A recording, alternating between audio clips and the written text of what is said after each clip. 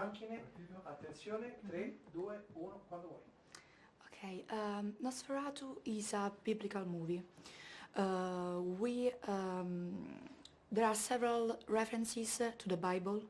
Death and God are named multiple times. And by the end of the movie, we even hear someone say the judgment day is coming. So my question is, what do you think is the role of religion in the movie? Because there is always this fine line, this kind of dichotomy between blasphemy and sacrality. So did you notice it, and what do you think about it? I think what you say is true. I think central, some of the themes that are floating around, of course, when you're making a movie, I'm not thinking about themes, I'm thinking about doing things and convincing people and strategies, social strategies and that sort of thing. But clearly, you've got kind of a debate that's at the heart of this. Here you have a woman that has a special sight into things that are beyond this world. Yeah. And that immediately puts you in a place where you're considering darkness versus the light. Exactly, yeah. And everybody else is totally in denial of that darkness. And there's some implication, particularly through my character, that you need to accept or you need to recognize that darkness either in ourselves or outside of ourselves in order to embrace the lightness. Yeah. So there are some basic, I guess, theological things in the mix there. So you apply whatever beliefs you have now or whatever beliefs were before, and it's a big soup of thought that you do consider as the story goes on. Okay, fantastic. This is your third time working with Robert.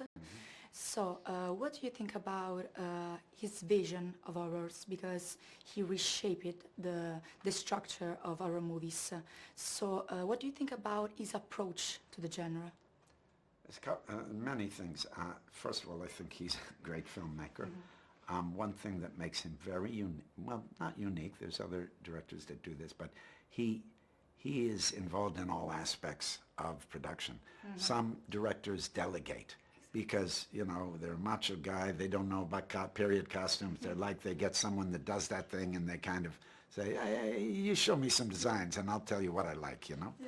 He's involved in all aspects. He's also, he's a great researcher of the things that he's interested in, and he brings that research into the movie in the respect that everything's detailed, everything has a purpose, everything has an origin, even the props. They have a reason to be there. It's not pointed at or showed. That's very specific to him.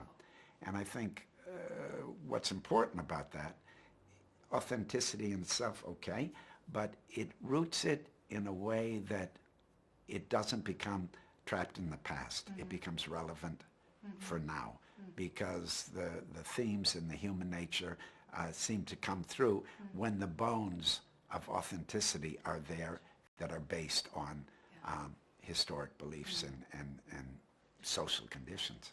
Okay, thank you. Recently you said that you never saw a movie like this, Nosferatu. So my question is simple. Why? What do you think, which are the things that are different in this movie compared to everything we saw till now? I don't remember saying that, but I could.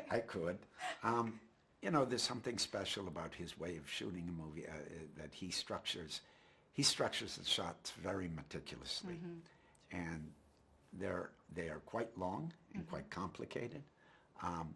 And there's nothing to cut to. There's no conventional coverage. So you have these long takes where the technicians and the actors have to cooperate in a way very intimately, and they have to dance with the camera and they have to dance with each other, and that creates a complicity and a cooperation that's very strong, and that becomes kind of the bond in the production. It's a little hair-raising. Nobody jokes around too much because you don't want to ruin a take because you have trouble with a line or you're in the wrong place or you don't hit the light or you fumble with your prop. So there's a tension, but that also elevates things. So his movies has a fluidity. In the case of this one, there's a kind of hypnotic effect sometimes to some of the beautifully visual shots. He's also not afraid of blackness and a certain kind of photography that, you know, demands you to sit up and watch. Yeah. Last question. We saw you in total different kind of roles. You were a surgeon of the US Army, a Nazi, a vampire hunter. So my question is, between good and bad guys, which of these two personalities do you mostly feel free to express yourself as an actor? Well, you know, traditionally, I think a lot of actors would tell you this, but when you play a good guy, you want to find the bad aspects. When you play a bad guy, you want to find the good aspects. So you're always trying to give a full picture.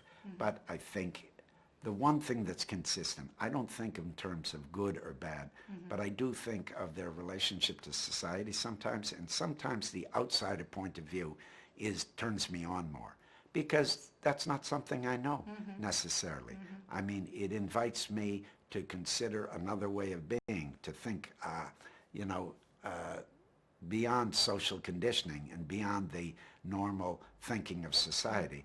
And I think that's what movies can do. Yeah. Not only can it be a cathartic experience, but it's also good to make people imagine things that they don't have from their experience, and they can turn them on to challenge their thinking, challenge their habits, challenge what's been handed to them, and through habitual reinforcement, they're stuck in that. So it always opens you up. It opens up your heart. It opens up your mind. So those are the roles. Sometimes they may be, you may be able to judge them. I mean, the audience may be able to judge them and perceive them as bad, but sometimes those characters are the one that have a point of view that helps us to understand how things could be in a way that could be better. Okay.